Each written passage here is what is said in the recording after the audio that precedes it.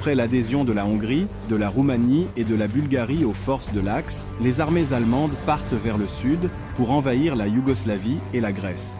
Un peu partout en Europe, la résistance s'organise sous différentes formes. Il arrive que la population organise des grèves, des manifestations ou qu'elle protège des personnes recherchées.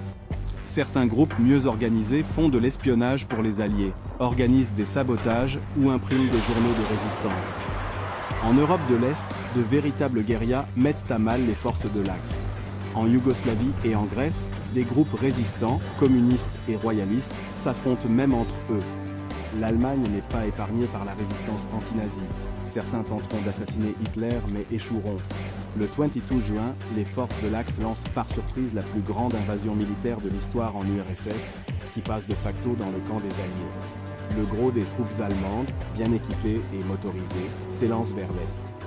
Afin de soutenir les Soviétiques, l'Iran est occupé par les Alliés, ce qui ouvre une route de ravitaillement via le Caucase. Les armées allemandes arrivent à Leningrad et entament le siège de la ville qui durera 872 jours et fera plus d'1 million de victimes parmi la population.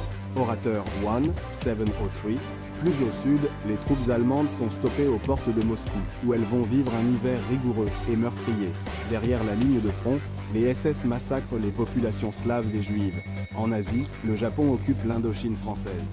Pour contrer sa politique expansionniste, le pays subit un embargo total sur le pétrole et l'acier imposé par les États-Unis.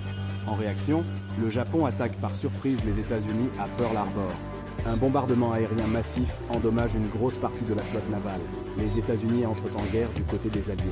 Dans un premier temps, ils concentrent leurs forces sur le front du Pacifique. Le pays ravitaille aussi largement l'URSS, qui résiste toujours à l'avancée allemande. Le Japon se lance ensuite dans la conquête du Pacifique. En plus des massacres des populations, le Japon envoie 1 million de civils chinois dans des camps de travail forcés. En Indonésie, des millions de prisonniers subissent le même sort sur l'île de Java. En Birmanie et en Thaïlande, les prisonniers alliés sont épuisés dans la construction d'une voie ferrée.